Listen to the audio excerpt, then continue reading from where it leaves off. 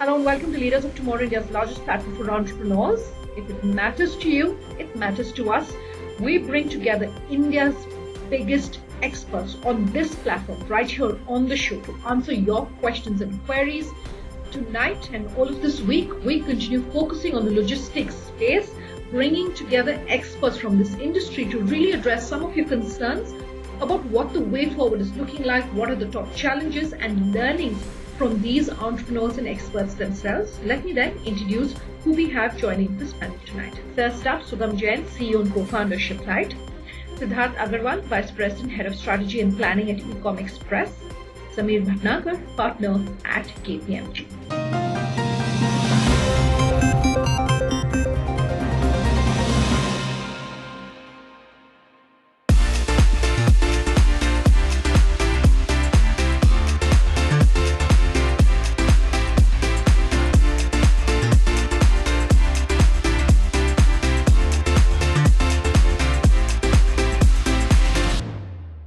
Gentlemen, thank you so much for joining us here on the show. I want to get a sense first up from all three of you by way of opening comments, the pandemic, COVID, 2020-21 so far, personally, professionally, what it has been like for you? I'm Siddharth. I'm the Vice President for Corporate Strategy at Ecom Express. We deliver e-commerce parcels to about 27,000 ports, next one to India Post, and the largest by far by coverage in India. Okay, I would like to ask both our entrepreneurs, very briefly, if you could, for the sake of our viewers and benefit of our viewers, just talk very briefly about what your businesses do. Sugam, to you first, Shyplite, could you very briefly describe the business model for our viewers? Shyplite is a logistics platform. We provide all kinds of businesses to enable them to fulfill their shipping needs and reach across India. Siddharth, the Ecom Express, then, if you could also answer that question in terms of the business and what the impact has been, even as more and more businesses are clearly looking at the organized retail space. What have things been like for you? It's been a roller coaster, Sunanda. When the pandemic hit, the lockdown was imposed and all the deliveries were shut down for a month and a half, and nobody knew what it's gonna look like. And as it started opening up, we saw an influx of inquiries to the business. Every single business wanted to come online. Previously, before the pandemic, the getting online was on the drawing board for most MSMEs and even bigger companies. And as soon as the pandemic struck, it became a reality to get online and to digitize the sales channel and the supply chain infrastructure.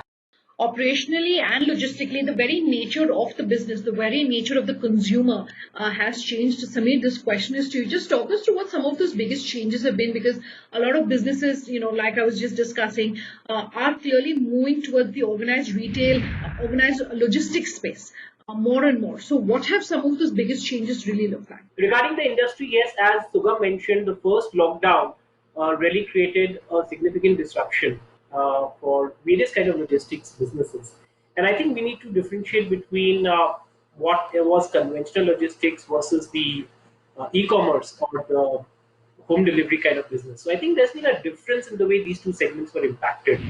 And the first segment, which was to do with industrial logistics, a lot of stoppages, etc., came up. But then I think very quickly people evolved to kind of meet the demands of the lockdown and the different supply chain disruptions. And people learned and looked at a lot of advent of technology, as well as bringing in new collaboration with different and new probably supply chain partners, leading to the growth in various companies which started offering solutions in the new normal. The e-commerce boom, of course, and the home delivery really took a significant increase. And I think what's happened is, if I take care of the first and the second wave coming to this year, given the situation which happened the last year, this year, first of all, we've not seen a nationwide lockdown which happened. And secondly, organizations were better prepared. So what you can see is that when the lockdowns were announced in whichever cities, the people, the customers, as well as the industry responded a lot more quickly and were able to almost ensure steady operations. Of course, during the peak of the pandemic in some cities, I can probably say that there were a spike in demands and there was a challenge in deliveries. But per se, the industry was better ready And I think it's been because the industry evolved very quickly. And that's not just the entrepreneurs or the technologies which came in, but also the associates ecosystems. I think it's always an ecosystem approach, and the ecosystem came together for this. So, since we talked about the nature of the business, a lot of people, not just businesses, moving online for the very first time, buying everything from, the big purchases to just daily essentials. How did the industry really respond to the sudden surge in terms of demand when it comes to how things had to move and move really quickly? One or two things that you think from an industry point of view that really worked out? The lockdown was all encompassing, and a lot of labor would have gone back to their hometowns. At least for Ecom Express, most majority of our workforce is on our rolls, and was 97% plus were at their hometowns. So as soon as the Yeah. e-commerce platform started accepting orders, even the supply kind of ramped up very quickly. A lot of sellers who were initially selling offline were forced to go online. So they kind of signed up on Yeah. these e-commerce platforms. And number two, obviously, when you're recovering from a pandemic and suddenly there's a lot of pent up demand, the orders shot through the roof. So the entire industry had to quickly ramp up the availability of the manpower, right, to be able to support the logistics. So that's what we did. I think on a macro level, when we see about 3.4% of overall retail used to be on e-commerce, and we've seen a permanent shift in shopping behavior, where close to 5 to 6% of the retail now happens through e-commerce. And I think this is a permanent shift because if I think of my grandfather or other people of that age, initially they were hesitant, but now I think it's been a change in their behavior and they're sticking to that. So my advice True. to entrepreneurs out there is to please embrace e-commerce, to sign up, whether it's creating your own platforms or using us for logistics and other enabling platforms, to embrace this channel openly and start selling online. One of the things that you just mentioned, and you were talking about labor, so I want to sort of broad base it and talk about the industry, not necessarily your company or your business. The fact that a lot of labor, migrated back to their hometowns during at least the first wave. Could you talk about the impact from an industry point of view that really had on your business, and how did the logistics industry sort of manage the sudden change or shift? So, Sananda, Ecom Express, thankfully, 97% of our people were here. Most of the other Okay. players in the market who rely on gig workers. That is where the gig workers were not assured of a fixed salary. And that's why, in their fear of not being able to take care of their families, they went back. In our case, we kind of assured Yeah. people that we would continue paying them their salaries, and majority of them were here. For the remaining 2 3%, they expressed their intention to come back, but because of localized lockdowns and red zones, they could not. We patiently waited for them, Sure. and within 2 3 weeks, all of them were back. We are a technology player in the logistics segment, and we enable businesses with technology. Once the lockdown happened, we saw businesses adopting to this change in a very swift manner.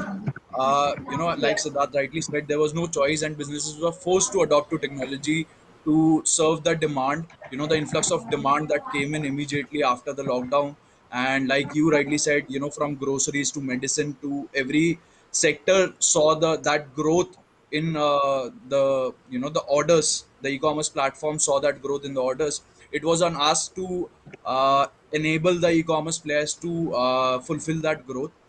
We saw our customers grow 2 times, 3 times, even more. A lot of customers grew even more, and it pushed us to innovate more, to help them make their supply chain more efficient, to deliver the orders faster. And we see in e-commerce logistics specifically, we see very strong demand for coming in for warehousing and fulfillment, so that the inventory moves closer to the demand centers. And we also see a lot of demand in terms of technology for return prevention and return reductions. Then we Sure. see a lot of demand coming in after the pandemic to ship through the retail Yeah. outlets. I think let me again say that there are two segments. One, you have these e-commerce where uh, players are looking at delivering to an end customer. On the other side, you've got industrial logistics. So industrial logistics with efficiency, moving to standardization, more automation, etc. Right, and that's where whether you talk about warehouses, you're talking about trucking, and even the people who are running the supply chain. And as digitization goes, not only from let's say the platform, but back into the operations of a company's own internal operations, like scheduling your truck, scheduling your driver, scheduling your staff, and rostering. digitization has to go all that way, and hence the staff of any logistics company, be it a small or a large logistics company, they have to upskill in terms of understanding how technology works and how they can use technology to innovate for their specific reason. A technology which works for one person may not work. That's one part.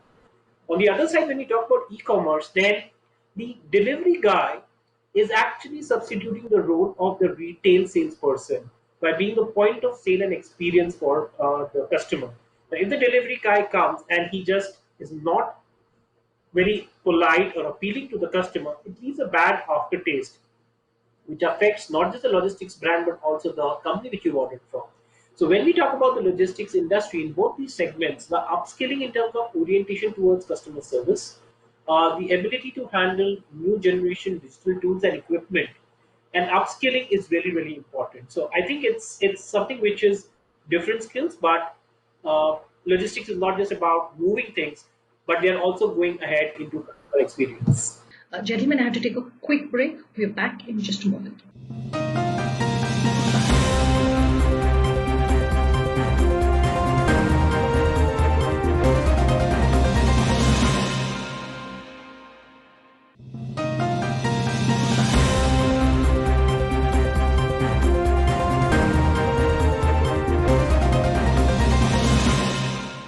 Welcome back with us here on Leaders of Tomorrow. All of this week, we are bringing you a special focus as far as logistics is concerned, talking about the impact that COVID has had and what the way forward is looking like.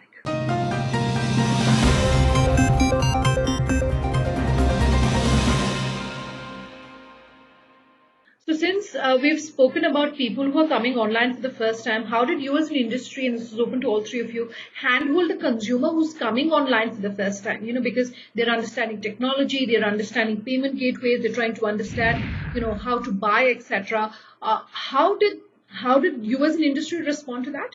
So I think one of the things which we've seen is the development of regional apps and regional languages and chatbots, for example, which are becoming more and more friendly with the help of artificial intelligence and all the backend which is going in. So that depending on the profile of consumer, the questions which come and integrating different kind of chat messages. So I think that's one of the things which is happening, which will enable people to use it, and it's a process of continuous evolution as the interfaces become simple as far as retail consumer is concerned. As far as the SME industry is concerned, as Sugam was talking about, people who want to ship a couple of parcels of their, handicraft or something like that, and they want to come onto the platform. Yes, for them, education and creating awareness from them by using a mix of hybrid channels, some amount of physical selling to introduce them is something which would probably need to be done for the smaller towns and rural places that they become comfortable with this technology. So Sunanda, in terms of the penetration itself, right? If you see the basic enablers, whether it's smartphones with internet, I think Geo greatly solved that. If you talk about logistics, we covered 27,000 pin codes already. So the basic enablers have been there. What the new age startups are doing right now is for those who don't necessarily have a smartphone with internet, or those who've not had the confidence. You have social commerce websites springing up. If you would see Misho, Glowroad, Shop 101, here you have someone else kind of ordering on your behalf, get the product to you. Going forward, I think, as Samir mentioned, making things more vernacular, more apps, not just, let's say, vernacular catalogs, but the entire ecosystem, vernacular support, vernacular service, all of those things which make the audience, the non-English speaking audience, shop on these platforms, I think would just help that push further. So I think everyone agrees on the mobile first approach, right? The approach has to be mobile first, and I would just like to add on that it's not just the consumer, Sunanda. We also need to enable the businesses in the small towns and cities of India, and it has been we are focused on that the supply is not concentrated from the metros or the big cities only, and we have enabled the pickups and selling from the smaller towns as well. And you would see, Suranda, a lot of other businesses that are coming into the fold, whether it's the likes of your Dukan, OK Shop, for small sellers to shop, to kind of get their catalog online and to help them reach out to the masses. So I think all three of us agree that it has to be digital first, more and more tools and solutions to cater to the smaller sellers and consumers alike. So, looking forward to 23 and the rest of this fiscal, your advice for small businesses in terms of what perhaps is that one thing that you think will definitely hold out and definitely survive? I think number one would be really taking care of your employees. We owe it to our 30, 40,000 frontline workers who are going out day in, day out to deliver parcels. So we've come with a whole bunch of initiatives for their safety and security. Whether it is, let's say, we bought about 100 oxygen concentrators for them to make it available to them and their families. Uh, there's an Ecom Cares program that we launched so that for 2 years we would continue paying their salary for bereaved members of a family. We would take care of the education of their children up to class 12th and also provide employment to next of kin and a whole bunch of similar initiatives along those lines. So first, I think taking care of your employees and their families so that they feel secure and they continue to operate. And I think number two is really pressure testing your business, coming out with business continuity practices, right? Like in our case, there are times when one hub would stop operating because it fell into a containment zone. So then there are entire playbooks that we've designed over time to ensure that the parcels that were destined for location A move to location B, and the business goes ahead. So I think similarly, my advice to all the businesses out there would be to think of every element in the value chain of your business, whether it's the remote working of your employees, of your operations, your manufacturing, manpower. Just take a very, very deep look at everything and see what would be the alternatives if one leg were to fail. Every business needs to look at every point, whether be it the sales channel, be it the support channel, and taking care of customers other than the employees. So what we are trying to do here, Sunanda, at Shiplite is that we have for our customers, when the pandemic hit, a small example would be when the zoning came in. There was a red zone and an orange zone and a green zone. So we gave that visibility on the platform to the businesses that this is the red zone and this is the green zone, that where you can ship and where you can not ship. So we enabled them to manage the supply chain efficiently and hold up the red zone orders and ship the green zone orders. Similarly, this is one thing that we are planning to continue to do to enable them to run their business efficiently. And I think that every business should be looking at digitizing most aspects of the business. I think that is the real cushion that every business needs to have for the this year and maybe years to come as well. So yes, so I think I'll pick up on the two things. One which Siddharth mentioned about business continuity, or what we call resilience, and I think what Sugam mentioned about technology. Um, the whole point about technology that as you scale up, or even at a certain scale of operation, technology changes quite frequently, and technology can be expensive, especially for small businesses.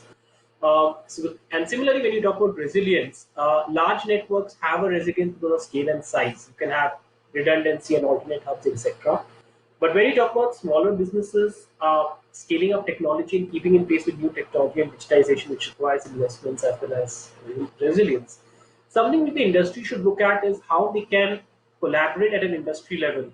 They might be competitors, but how do you come together to collaborate so that the uh, as a larger network, you can all operate more efficiently no matter where the disruption is. A large part of logistics is still physical goods moving through physical assets. So while technology is important, working with the brick and mortar associates is equally important and upskilling them. And that's why I think collaboration between the different ecosystems is really important for all of it to work.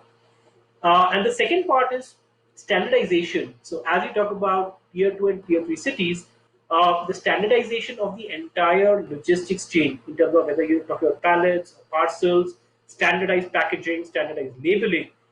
If you have to work across different service providers, the greater the standardization, the greater the interoperability, and that's really where you can get better efficiency of scale, especially if you're a small and medium businesses, because you're trying to latch on to a larger logistics ecosystem. So that's my advice when we talk about resilience and technology. All right, gentlemen, pleasure's always having you here on the show.